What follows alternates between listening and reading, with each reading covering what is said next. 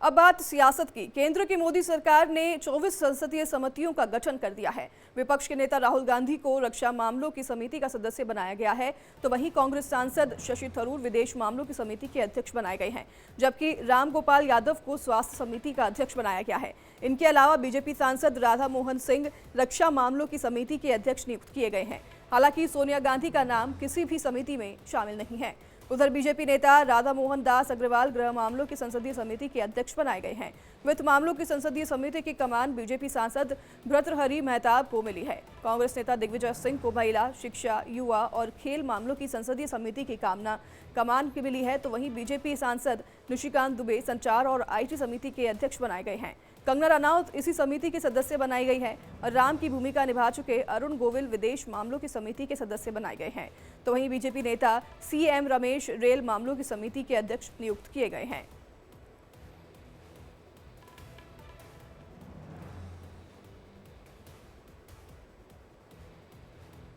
तो वहीं दिल्ली नगर निगम यानी कि एमसीडी की स्टैंडिंग कमेटी का चुनाव आज दोपहर 1 बजे होना तय हुआ है। दरअसल ये चुनाव कल यानी 26 सितंबर को होना था, लेकिन चुनाव टल गया और अब सदन की बैठक 5 अक्टूबर तक के लिए स्थगित कर दी गई है। आज दोपहर को स्टैंडिंग कमेटी का चुनाव होगा, जो कि टल गया था और सदन की बैठक अब 5 अक्टूबर तक स्थगित कर दी गई है। 5 अक्टूबर के बाद अब सदन की बैठक होगी और आपको बता दें कि चुनाव टल गया था, जिसकी वजह से आज दोपहर 1 बजे चुनाव होगा।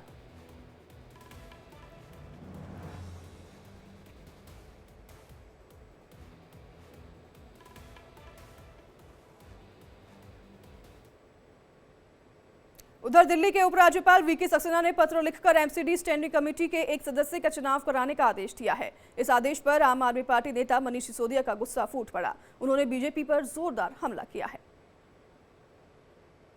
ये चिट्ठी हमें भी पता चली कि चिट्ठी लिखी है। ये सारी चिट्ठियां काउंसलर्स को भी शायद भेजी जा रही हैं, ऐसा मुझे पता चला। मुझे पता चला कि बहुत सारे काउंसलर्स तो बाहर हैं। मुझे कई काउंसलर्स ने बताया कि साहब हम 1 घंटे में कैसे पहुंचे, 1.5 घंटे में, सवा घंटे में कैसे पहुंचे, सवा घंटे के अंदर अंदर चुनाव संपन्न होना है। हम ये सोच ही रहे थे कि ये मतलब क्या है, मकसद क्या है भारतीय जनता पार्टी का इसका। तब समझ में आया कि असली खेल क्या है। नगर निगम के किसी कर्मचारी ने बताया कि इस समय जबकि आम आदमी पार्टी के पार्षद सदन से जा चुके हैं, शाम को कांग्रेस के पार्षद सदन से जा चुके हैं, भारतीय जनता पार्टी ने अपने पार्षद अपने अध्यक्ष के साथ, अपने सांसदों के साथ कमिश्नर के पास बिठा रखे हैं एमसीडी में, हाउस में। क्यों बैठे हुए?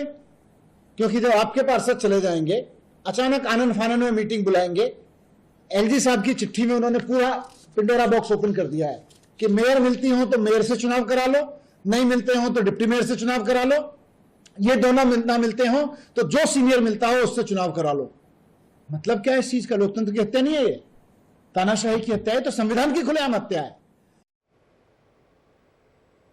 उधर उपराष्ट्रपति जगदीप धनखड़ आज दिल्ली के विज्ञान भवन पहुंचेंगे, जहां वे विश्व पर्यटन दिवस समारोह में शिरकत करेंगे। भारत सरकार और पर्यटन मंत्रालय की तरफ से आयोजित बेस्ट टूरिज्म विलेज कंपटीशन 2024 के इस प्रोग्राम में कई श्रेणियों में पुरस्कार बांटे जाएंगे और कार्यक्रम सुबह 10:30 बजे शुरू होगा, जिसमें उत्तराखंड के पर्यटन सचिव सचिन कुर्वे भी शिरकत करेंगे। ये पुरस्कार ग्राम प्रधानों की तरफ से हासिल किए जाएंगे।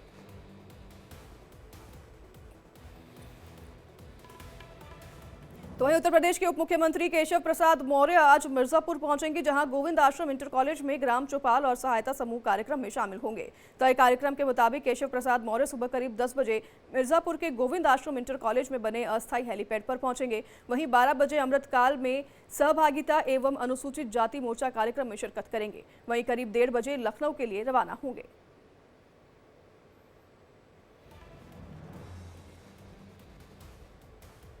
अब बात करते हैं छत्तीसगढ़ के भिलाई की। दरअसल छत्तीसगढ़ के दुर्ग जिले की पुलिस ने इस साल जुलाई में एक सरकारी कॉलेज के प्रोफेसर पर हुए हमले के मामले में पूर्व मुख्यमंत्री भूपेश बघेल के बेटे चैतन्य बघेल से करीब 4.5 घंटे तक पूछताछ की। इस दौरान चैतन्य बघेल ने क्या कुछ कहा, आपको भी सुनाते हैं।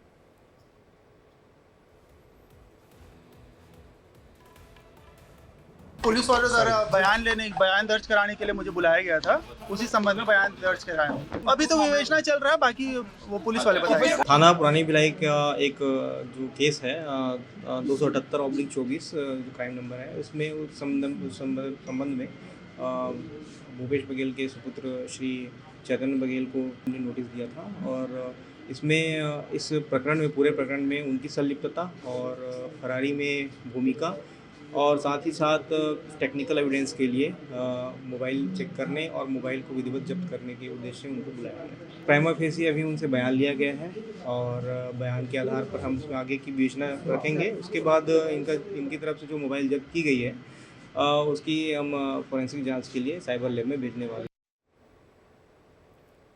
तो वहीं चैतन्य से पूछताछ के बाद सीएसपी हरीश पाटिल ने क्या कुछ कहा, ये भी सुनिए।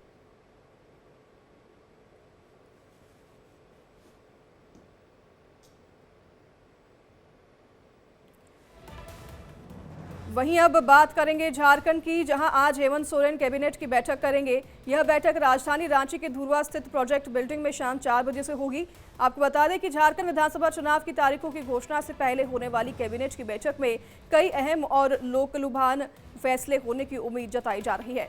इससे पहले हेमंत सोरेन की अध्यक्षता में हुई पिछली कैबिनेट की बैठक में 36 निर्णय लिए गए थे, जिनमें धान खरीद पर 100 रुपए बोनस, सरकारी कर्मचारियों और पेंशनर्स की महंगाई भत्ता की दरों में वृद्धि समेत कई अहम फैसले लिए गए थे।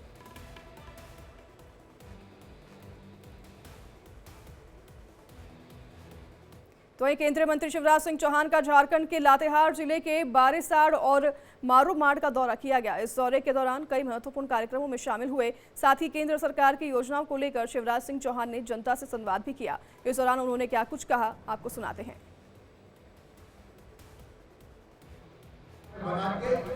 5 लाख रुपए तक के मुफ्त इलाज की व्यवस्था और जो बच्चे बीए एमए पास करिए, BA BSc BCom MA MSc MCom 2 साल तक उनकी नौकरी लगने तक या परमानेंट रोजगार मिलने तक उनको 2000 रुपया अलग से दिए जाएंगे ताकि उस समय वो सेटल हो सके और परमानेंट रोजगार प्राप्त कर सके।